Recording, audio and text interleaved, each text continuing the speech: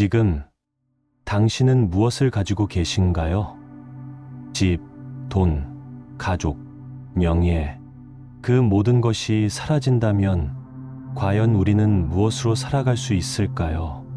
오늘 우리는 소유하지 않음으로써 더 큰 자유를 누렸던 한 스님의 삶을 따라가 보려 합니다. 그는 말했습니다. 아무것도 갖지 않음으로써 모든 것을 누릴 수 있다고. 이 영상에서는 다음과 같은 이야기들이 펼쳐집니다.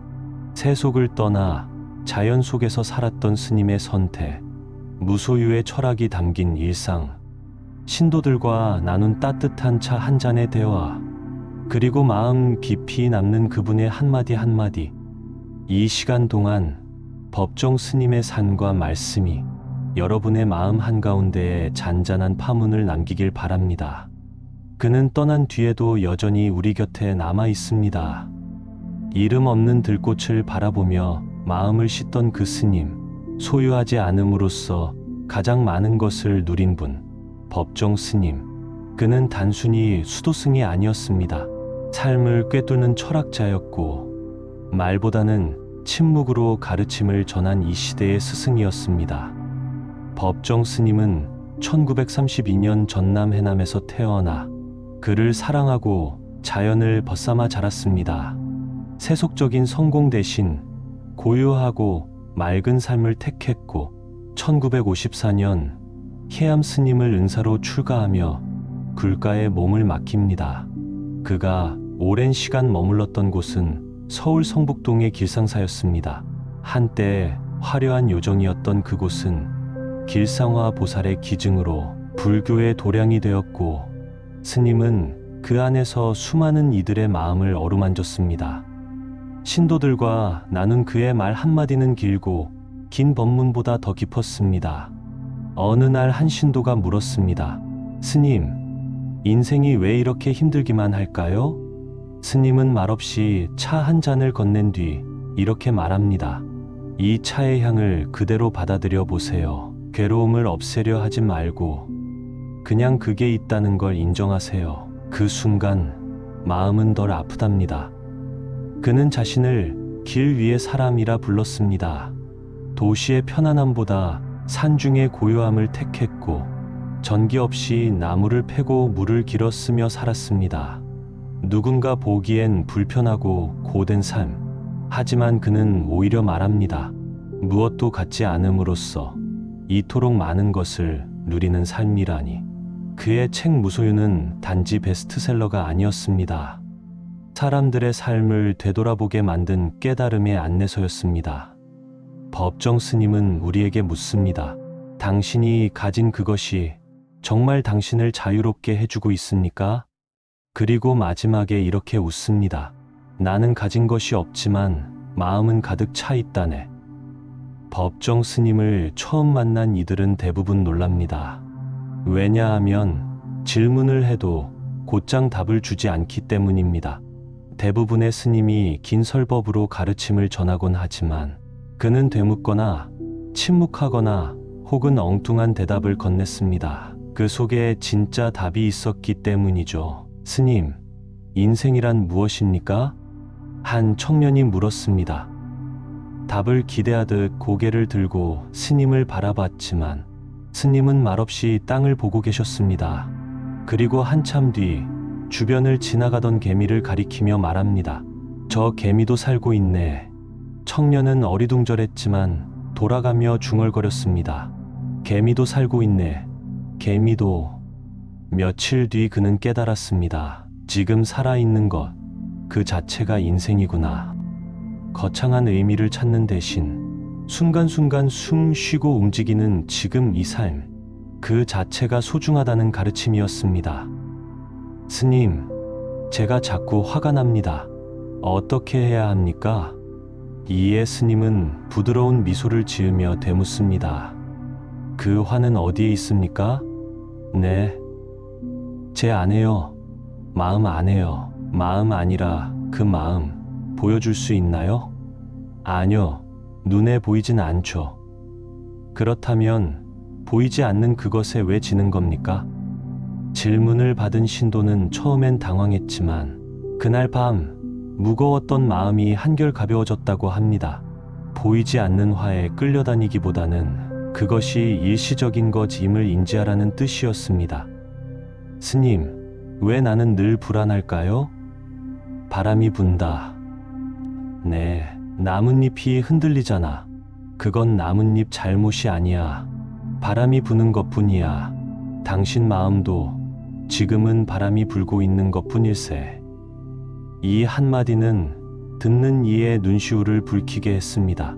자신을 탓하고 부족하다 여겼던 그 마음 위로 스님의 비유는 조용히 내려앉았습니다. 때로 우리의 불안은 우리 탓이 아니라 단지 지나가는 바람일 뿐입니다. 스님의 선문답은 언제나 짧았습니다. 그러나 그 짧음 속엔 긴 여운이 남았습니다. 그는 우리가 스스로 답을 찾길 바랐습니다. 누가 정해준 답이 아닌 삶의 현장에서 몸으로 겪고 마음으로 느낀 그런 자기만의 해답을 얻길 원했죠. 때로는 침묵이 답이었고 때로는 돌멩이 하나를 건네며 이 안에도 우주가 있다네 하고 웃었습니다. 그 웃음 뒤엔 설명이 없었습니다. 그러나 사람들은 돌아가며 자신만의 해석을 찾아냈습니다. 말은 길지 않았지만 가르침은 깊었습니다. 그가 법상에 앉아 길게 설명하지 않아도 그의 눈빛과 움직임, 그리고 자연을 바라보는 태도만으로도 사람들은 무언가를 느꼈다고 말했습니다. 그는 말했습니다. 깨달음은 멀리 있지 않네. 자네가 지금 이 순간 숨 쉬고 있는 바로 그 자리에 있지. 스님은 묻지 않았고 답하지 않았습니다. 그러나 우리 모두는 그의 침묵에서 답을 얻었습니다. 그는 부처처럼 앉아 가르침을 주지 않았습니다. 그저 곁에 있어 주었고 때론 차 한 잔을 건넸습니다. 그 따뜻한 차 한 모금이 어떤 긴 강연보다 더 많은 것을 일깨웠습니다. 그리고 그 침묵 속에서 우리는 스스로를 들여다보게 되었습니다. 아, 내가 지금 괴로운 이유는 내가 자꾸 밖을 보며 내 안을 잊고 있었기 때문이구나. 서울 성북동 북한산 자락 아래 시내와는 전혀 다른 시간이 흐르는 공간, 바로 길상사입니다. 법정 스님이 오랜 세월 머무르며 침묵을 나눈 사찰이죠. 한때 요정이었던 곳이 어떻게 사찰이 되었을까요? 주인장이던 길상화 보살은 말년에 이 화려한 공간이 이제는 사람들의 마음을 쉬게 하는 곳이 되기를 바란다며 거액의 재산을 들여 이곳을 전부 기증했습니다. 그리고 그 인연으로 법정 스님이 길상사에 머물게 되었지요. 스님은 이곳을 도심 속의 산사라고 부르며 그저 조용히 아무 욕심 없이 살아갔습니다. 길상사에 봄이 오면 매화향이 담장을 타고 올라옵니다. 스님은 화려한 만개한 꽃보다는 꽃봉오리에서 맺힌 생명력을 더 오래 바라보셨습니다.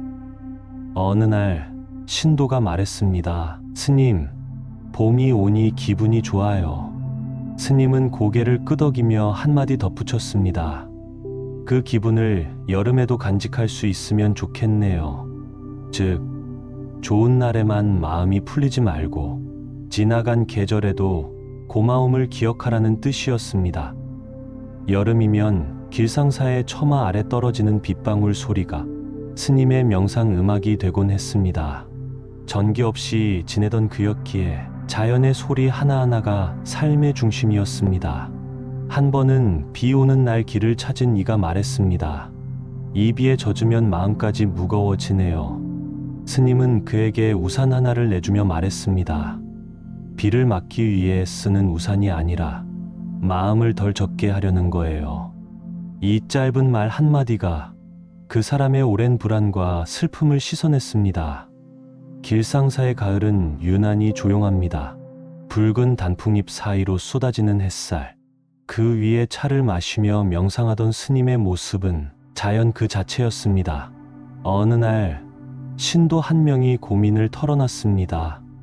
버릴 게 너무 많아서 어디서부터 손을 대야 할지 모르겠습니다. 스님은 낙엽을 가리키며 말했습니다. 잎이 떨어져야 새싹이 자랍니다. 버리는 건 손해가 아니라 준비입니다. 이 말을 들은 신도는 울음을 터뜨리며 말했습니다. 저는 그걸 모르고 계속 쥐고만 있었어요. 겨울이 되면 길상사는 새벽에 하얀 서리가 내려앉습니다. 눈이 내릴 때 스님은 마룻바닥에 앉아 차를 우려내며 조용히 밖을 바라보곤 했습니다. 그가 가장 좋아하던 말 중 하나는 고요 속엔 따뜻함이 숨어 있다는 것이었습니다. 한 신도가 추워서 외롭다고 하자 스님은 조용히 웃으며 말했습니다. 추운 건 몸이고 외로운 건 생각입니다. 마음을 덜 움직이면 덜 시립니다. 스님은 길상사에서 특별한 설법을 하거나 강연을 하지 않았습니다. 하지만 그곳을 찾은 사람들은 마음의 조용한 울림을 하나씩 안고 돌아갔습니다. 계절이 말을 걸어오는 곳, 그곳에서 법정 스님은 말 대신 풍경을 전했습니다.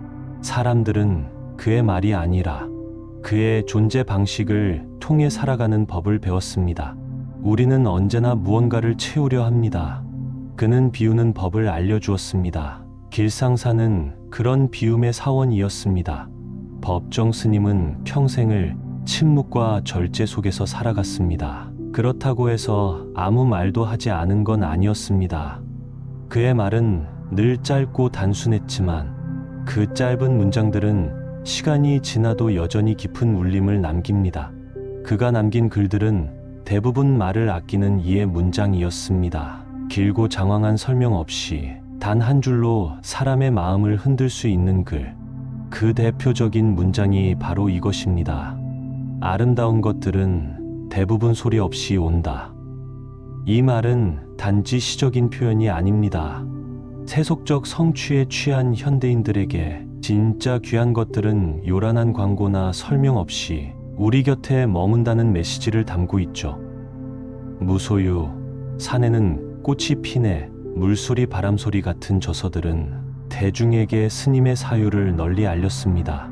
하지만 그 책들도 스님에게는 설법이 아니라 잠시 나눈 생각의 흔적일 뿐이었습니다. 책 한 권을 쓸 때도 스님은 한 구절을 쓰고는 여러 날을 침묵 속에서 보냈다고 합니다. 말은 쉽게 써도 마음이 담기지 않으면 그건 그냥 종이 위에 먹물일 뿐이라 믿었기 때문입니다. 그는 썼습니다. 소유하지 않음으로써 나는 자유를 얻었다. 이 문장은 곧 그의 삶 전체를 요약합니다.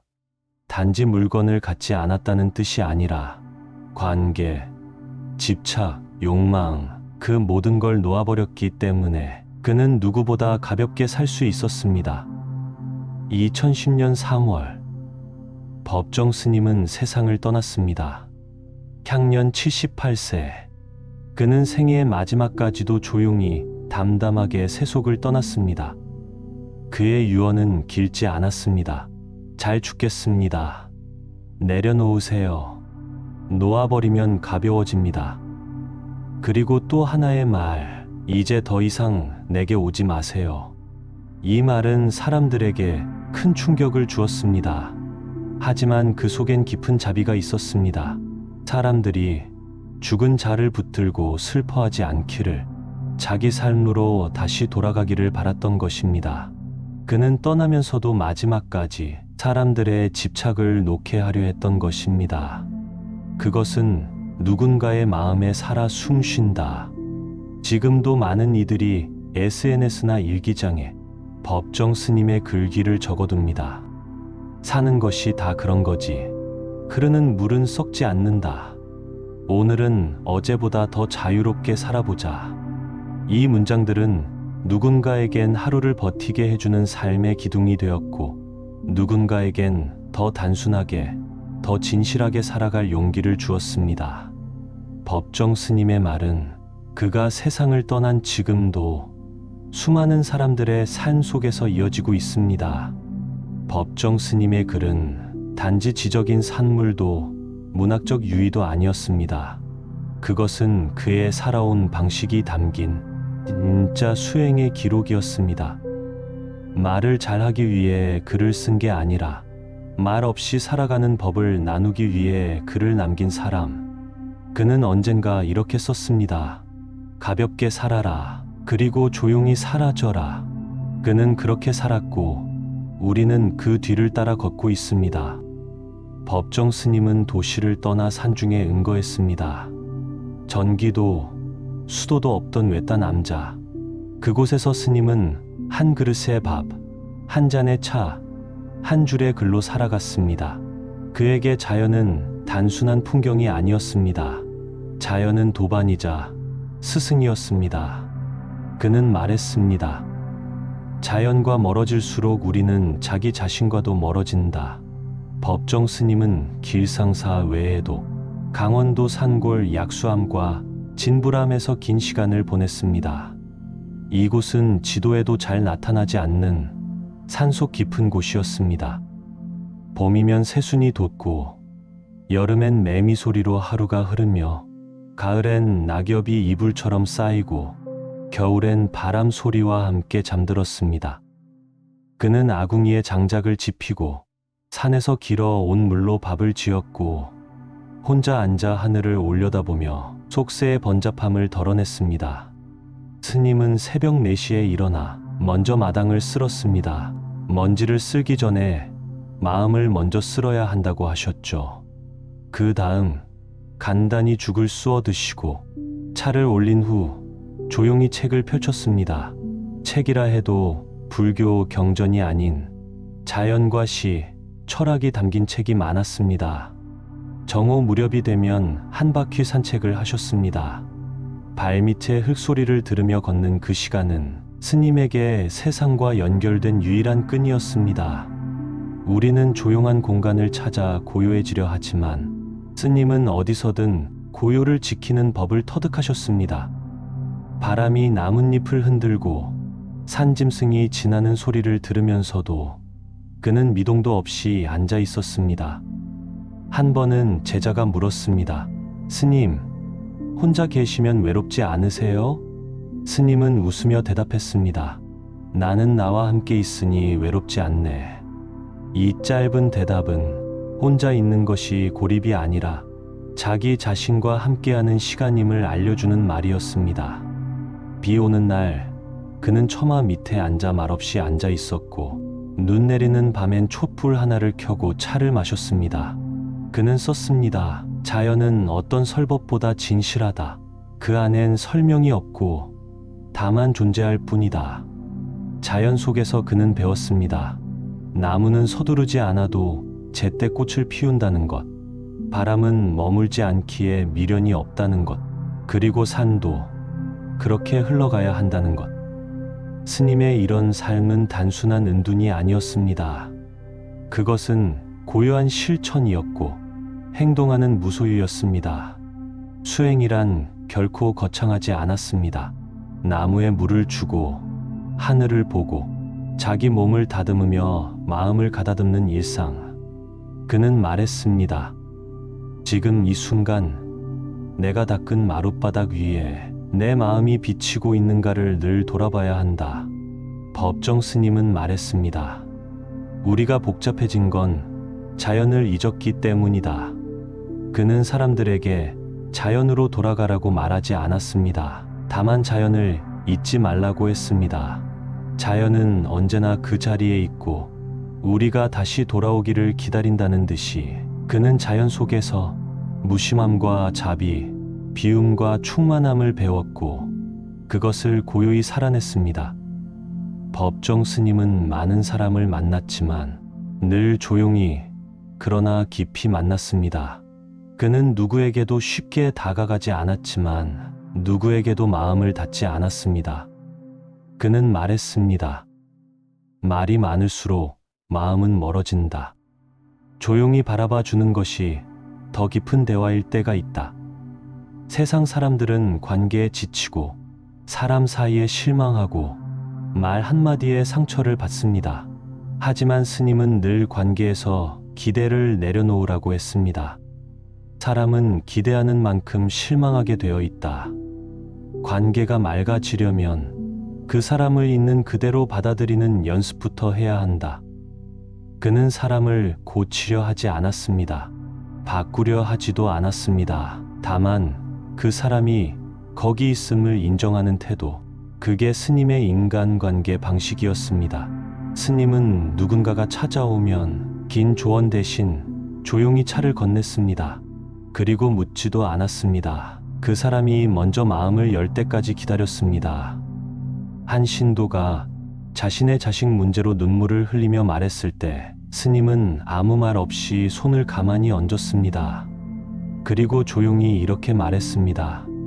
말을 하다 보면 말이 길어지고, 말이 길어지면 진심이 흐려지지요. 그럴 땐 그냥 같이 있는 게 제일 좋은 약입니다. 이 짧은 말이 그 신도에겐 몇 해를 붙잡고 살게 한 말씀이 되었습니다. 법정 스님은 말의 힘을 누구보다 잘 알았습니다. 그래서 말을 조심했고 말을 아꼈습니다. 말 한마디로 사람의 인생이 달라진다. 그러니 말할 땐 그 말이 칼이 되지 않도록 조심해야 한다. 그는 말의 무게를 가볍게 여기지 않았습니다.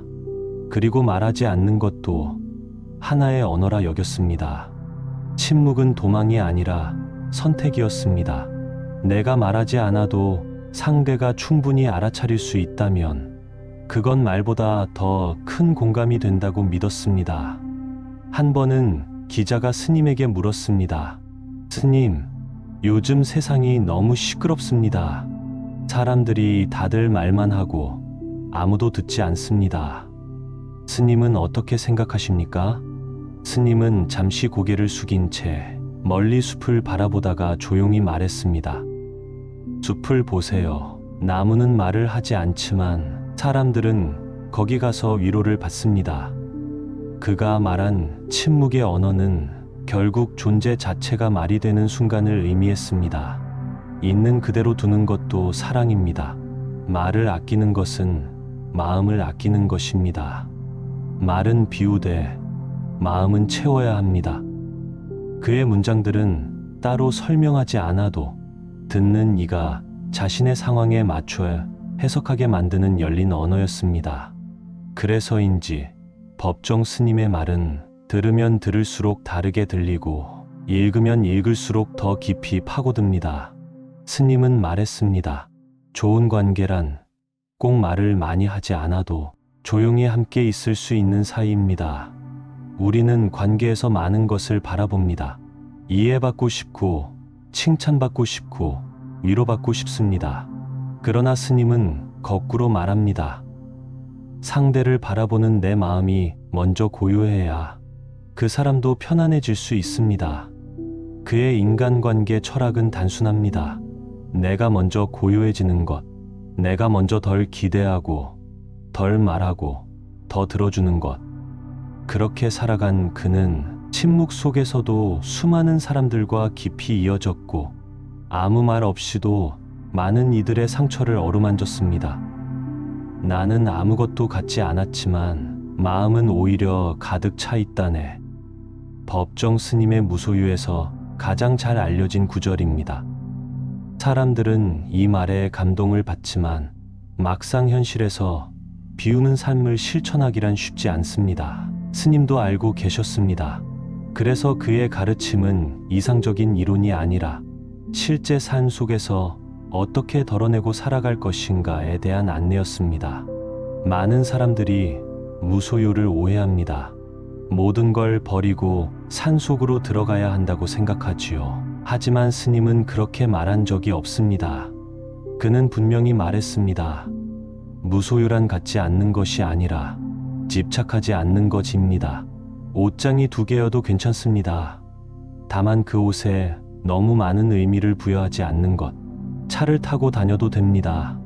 단지 그 차가 나의 지위나 존재 가치를 증명해주는 수단이 아니라면 말입니다. 무소유란 결국 소유당하지 않는 삶을 말합니다. 스님은 일상의 공간이 곧 마음의 상태라고 보았습니다. 쓸모없는 물건은 쓸모없는 생각을 부른다는 말처럼 버리지 못한 물건만큼 마음속 미련도 정리되지 않습니다. 그는 매년 불필요한 물건을 나누거나 버렸습니다.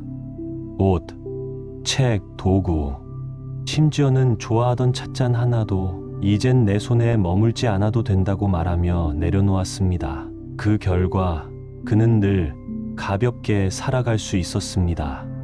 짐이 적으니 떠나는 것도 쉬웠고 소유가 적으니 잃을 것도 적었습니다. 법정 스님은 이렇게 말했습니다.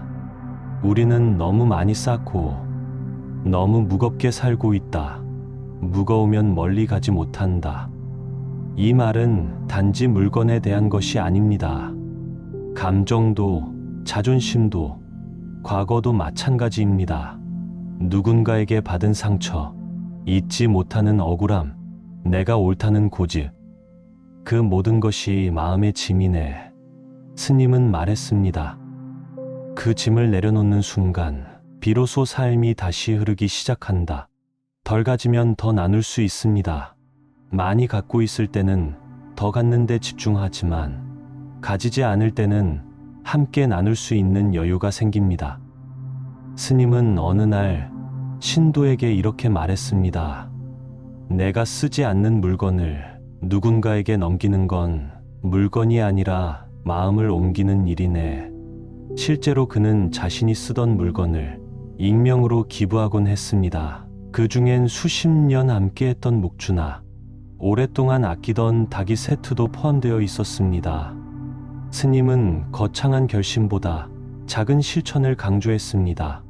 필요 없는 물건 한 가지를 버려보는 것, 누군가에게 감사한 마음을 물건으로 전해보는 것, SNS나 뉴스에서 잠시 멀어져 보는 것, 오늘 하루 말수를 줄여보는 것, 이 모든 것이 현대인이 할 수 있는 무소유의 시작입니다.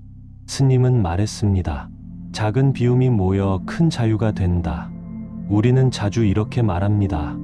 이거 하나쯤은 더 가져도 되잖아. 남들보다 너무 없는 것 같아 불안해. 하지만 스님은 말합니다. 많이 가져도 마음이 불안하면 그건 가난한 삶이다. 덜 가져도 마음이 편하면 그게 진짜 부자다. 비운다는 것은 곧 내 마음을 자유롭게 해주는 일입니다. 그리고 그 자유는 그 어떤 물건이나 명예보다 더 오랫동안 우리 곁에 남습니다. 법정 스님은 죽음을 두려워하지 않았습니다. 그에게 죽음은 사라짐이 아니라 흘러가는 것이었습니다. 사람들은 흔히 죽음을 피해야 할 운명 혹은 이별의 고통으로 여기지만 스님은 말했습니다.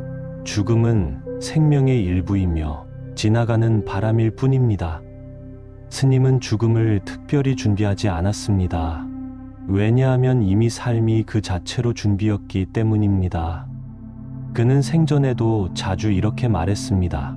죽음을 미리 준비한다고 해서 죽음이 쉬워지는 것은 아닙니다. 다만 하루하루를 정직하게 살면 죽음이 두렵지 않을 뿐입니다. 죽음이 언제 오든 후회가 없도록 그는 오늘을 진심으로 살아내는 일에 집중했습니다. 2010년 3월 스님은 많은 사람들의 마음속에서 조용히 떠났습니다. 말년의 병상에서도 그는 고통을 드러내지 않았고 요란한 작별 인사도 없었습니다. 그의 마지막 말은 오히려 담담했습니다. 잘 죽겠습니다. 이제는 그만 놓아주세요. 이 말은 자신을 위한 것이 아닌 남은 이들을 위한 말이었습니다. 자신의 죽음에 집착하지 말고 삶으로 돌아가길 바라는 마음이 담겨 있었습니다. 죽음이 두려운 것은 잃을 것이 많다고 느끼기 때문입니다. 사랑, 관계, 물건, 명예, 살아온 모든 것을 놓아야 하기에 사람은 죽음을 피하고 싶어 합니다. 하지만 법정 스님은 살아있을 때 이미 그 모든 것을 하나씩 내려놓았습니다. 돈에 얽매이지 않았고 이름에 집착하지 않았으며 사람의 평판에도 흔들리지 않았습니다. 그는 말했습니다. 무엇에도 얽매이지 않는 것이 가장 아름다운 죽음입니다. 스님은 자연을 통해 죽음을 배웠습니다. 나뭇잎은 가을이면 떨어지고 강물은 바다로 흘러가듯 사라집니다. 한 신도가 어느 날 물었습니다. 스님, 죽음 이후엔 어디로 가는 건가요? 스님은 말없이 밖을 가리켰습니다. 하늘 위로 날아가는 새 한 마리, 그리고 말했습니다. 저 새가 어디로 가는지 알 필요는 없지요. 다만 지금 저 하늘을 자유롭게 날고 있다는 사실이 중요하지요. 이 한마디는 죽음을 설명하는 대신 삶의 자유를 일깨우는 가르침이 되었습니다. 법정 스님은 산과 죽음을 분리하지 않았습니다. 죽음은 삶의 반대가 아니라 삶의 한 흐름이고 또 다른 시작이었습니다. 그는 말했습니다. 살아있는 동안 죽음을 잊지 않으면 삶이 더 깊어집니다. 이 말은 삶을 더 귀하게 만들기 위해 죽음을 외면하지 말라는 뜻이었습니다. 죽음을 두려워하지 않는 사람이 비로소 진짜 살아있는 사람이라 믿었기 때문입니다. 스님은 자신이 떠난 후에도 누군가 울며 자신을 찾을까 걱정했습니다. 그래서 유언처럼 이렇게 남겼습니다. 이제는 나를 찾지 마세요. 하지만 사람들은 여전히 그의 책을 읽고 그가 머물던 길상사를 찾고 그의 목소리를 떠올립니다. 죽음은 몸을 데려갔지만 그의 존재는 여전히 살아서 흐르고 있습니다. 삶이란 결국 내가 사라진 후에도 누군가의 가슴 속에 따뜻한 흔적으로 남을 수 있느냐의 문제 아닐까요? 법정 스님이 떠난 지 어느덧 10년이 훌쩍 넘었습니다.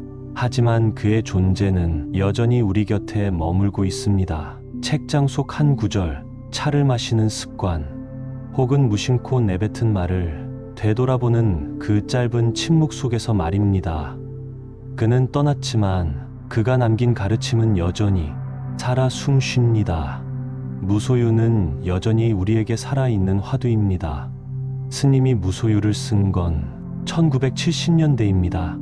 하지만 지금 이 시대에 오히려 그 철학이 더 간절히 요구되고 있습니다.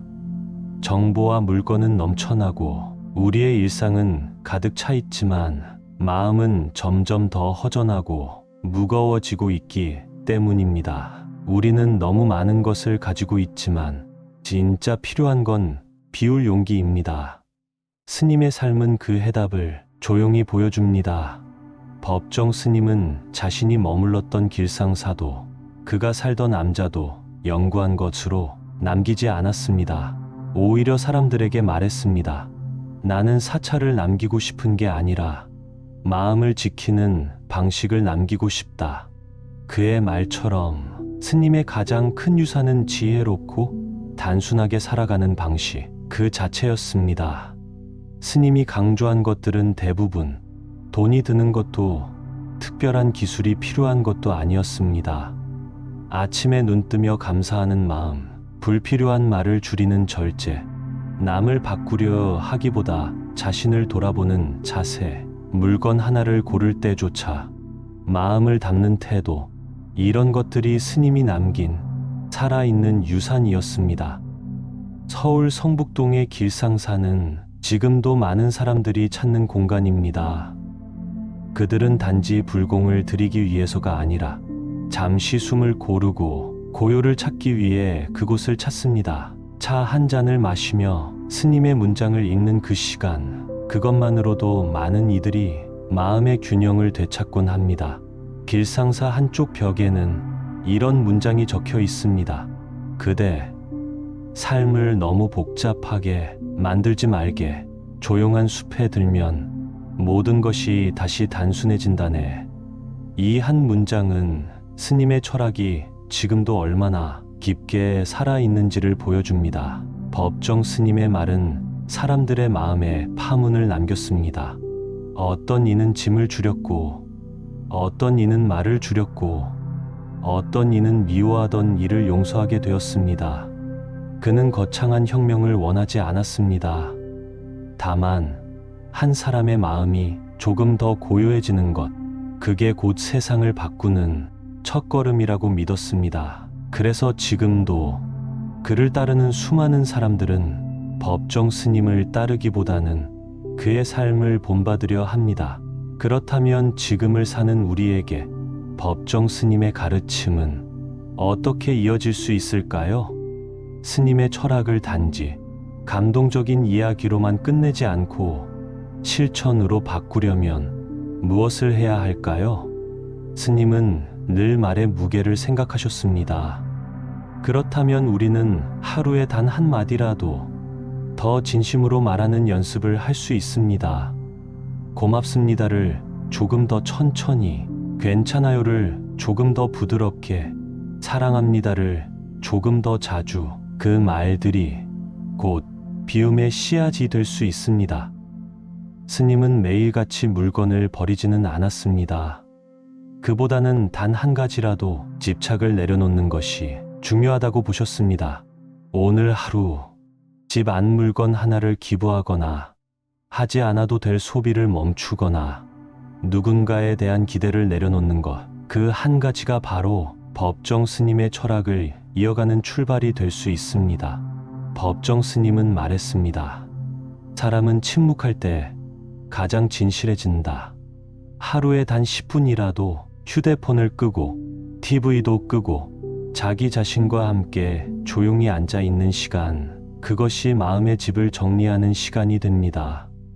법정 스님의 책은 물론 소중합니다. 하지만 더 소중한 건 그가 어떻게 살았는지를 기억하고 우리 삶 속에서 다시 살아내는 것입니다. 그는 말했습니다. 길은 저 멀리 있지 않다. 내가 지금 걷는 그 자리가 곧 길이다. 우리는 지금 그 길 위에 서 있습니다. 사람들이 보는 법정 스님은 책 속의 스님일지도 모릅니다. 짧은 문장, 감동적인 어록, 산사에서의 차 한 잔. 그러나 그 모든 장면 뒤엔 아무도 보지 못한 시간들이 있었습니다. 침묵 속에서 흘러간 하루, 말 한마디 없이 마주한 고독, 그리고 질문 없는 질문들. 누군가 혼자 사는 건 외롭지 않으세요? 하고 묻자 스님은 이렇게 답했습니다. 외롭지 않다 말하면 거짓말이지요. 하지만 그 외로움 속에 진짜 나를 마주하게 됩니다. 외로움을 피하려고 사람을 찾는 것이 아니라 그 시간을 나를 다시 만나는 기회로 삼았던 사람, 그게 법정 스님이었습니다. 외로움 속에서도 흐트러지지 않았던 그 마음은 시간이 흐른 뒤 사람들의 마음에 향기로 남았습니다.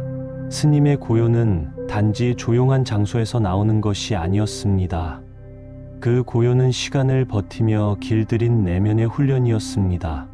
어느 날 새벽, 스님은 일기장에 이렇게 썼습니다. 세상이 조용한 것이 아니라 내가 잠시 그 소란에서 등을 돌린 것일 뿐. 그는 산속에 있었지만 세상을 피한 것이 아니라 세상과 적당한 거리를 둔 채 그 자리를 바라본 것입니다. 그 시선이 바로 우리가 그의 글에서 위로를 느끼는 이유입니다. 길상사에는 하루에도 수많은 이들이 드나들었습니다. 고민을 털어놓고 눈물을 흘리고 때론 스님 앞에서 잠시 조용히 앉아있다 가곤 했습니다. 사람들이 모두 돌아간 늦은 오후, 스님은 늘 마룻바닥을 닦았습니다. 그는 말했습니다. 이 바닥엔 수많은 사연이 남아있네. 내가 이걸 닦는 건 먼지를 지우는 게 아니라 그 마음들을 보내는 일이네. 그 작은 걸레질 하나에도 깊은 배움과 기도가 담겨 있었던 것입니다. 스님은 늘 낮은 자세를 유지했습니다. 법상에 오르지 않았고 자신을 높이지 않았으며 나는 그저 나무 하나와 같은 존재일 뿐이라 말했습니다. 그래서 사람들은 오히려 그에게서 진짜 높음을 느꼈습니다. 스님의 말씀은 시처럼 짧았지만 그가 살아낸 날들은 수행록 한 권보다 더 단단했습니다. 우리는 그를 다 알 수 없습니다. 다만 그가 지났던 길목마다 남긴 향기를 조용히 따라 걸을 수는 있습니다. 그가 앉았던 돌, 그가 마신 찻잔, 그가 바라본 하늘, 그 자리에 우리도 앉아보면 알게 됩니다. 아, 스님은 말하지 않아도 얼마나 많은 것을 보여주고 계셨는지를. 그는 스스로를 드러내지 않았습니다. 책도 익명으로 내길 바랐고 이름 대신 자연히 자신을 기억해 주길 바랐습니다. 그러나 지금 그의 이름은 수많은 사람들의 침묵 속 기도가 되어 세상 구석구석에 피어 있습니다. 그리고 이제 우리가 다시 고요해질 차례입니다. 어느 날 누군가 조용히 말했습니다. 법정 스님은 떠난 게 아니라 우리 안에 조용히 스며든 것이다. 그 말이 맞는 것 같습니다. 스님은 사라진 것이 아니라 우리가 매일 마주하는 일상의 틈틈이 그의 목소리 없이도 살아가는 방식 속에서 여전히 머물러 있습니다. 그는 거창한 말을 하지 않았습니다. 모든 이에게 설법을 하지 않았고 세상을 바꾸겠다는 포부를 말한 적도 없었습니다. 그저 자신의 하루를 성실히 살았을 뿐입니다. 말을 아끼고 마음을 지키고 가볍게 걷고 조용히 웃고 그저 그렇게 살아내는 것으로 보여줬습니다. 사람들은 그에게서 무언가를 하라는 명령이 아니라 그저 그렇게 살아도 괜찮다는 허락과 위로를 받았습니다. 우리는 빠르게 사는데 익숙해졌고 소유하고 비교하는 일에 너무 익숙해졌습니다. 하지만 스님은 말합니다. 그대, 잠시 멈춰보게. 멈추면 보이는 것들이 있다네. 바쁘게 살아가는 오늘, 우리가 스님의 가르침에서 다시 꺼내야 할 말은 아마 이것일 겁니다. 너무 많은 것을 가지려 하지 마라. 너무 많은 말을 하려 하지 마라. 그리고 무엇보다 자기 자신을 잊지 마라. 법정 스님을 기억하는 사람들은 그의 삶이 대단해서가 아니라 소박해서 더 위대했다고 말합니다. 그는 우리에게 삶의 전환점을 강요하지 않았습니다. 단지 작은 질문을 남겼습니다. 오늘 나는 어떤 말로 누군가의 마음에 흔적을 남겼는가? 나는 지금 너무 많은 것을 쥐고 있지는 않은가? 나는 나와 함께 고요히 머물 수 있는가? 이 질문들은 지금도 우리 삶을 조용히 바꾸고 있습니다. 법정 스님의 초상화나 동상은 없습니다. 그는 기념되기를 원하지 않았기 때문입니다. 하지만 아이러니하게도 그 어떤 조각상보다 더 강하게 사람들의 가슴 속에 남은 이가 바로 그였습니다. 길상사 어귀의 차양, 암자 뒷마당에 쌓인 낙엽, 새벽의 촛불 하나, 그 모든 곳에 아직도 스님은 머물고 있습니다. 이제 우리는 묻지 않아도 압니다. 스님이 우리에게 정말로 남기고 싶었던 말은 아마 이런 것이었을 겁니다. 자네가 자네를 사랑할 수 있기를 바라네. 그것만 된다면 다른 건 다 괜찮다네. 삶은 거창한 선언이 아니라 작은 배려와 조용한 실천의 반복입니다. 스님은 그것을 평생 실천했고 우리는 이제 그것을 살아내는 일만 남았습니다. 이제 영상을 마치며 한마디를 조용히 건넵니다. 스님, 잘 다녀오십시오. 그리고 고맙습니다. 당신 덕분에 우리는 덜 가져도 괜찮다는 용기를 얻었고 더 조용해도 괜찮다는 위로를 얻었습니다. 세상이 아무리 복잡해져도 그 단순한 진리는 언제나 우리 곁에서 고요히 숨쉬고 있을 것입니다. 나무 관세음보살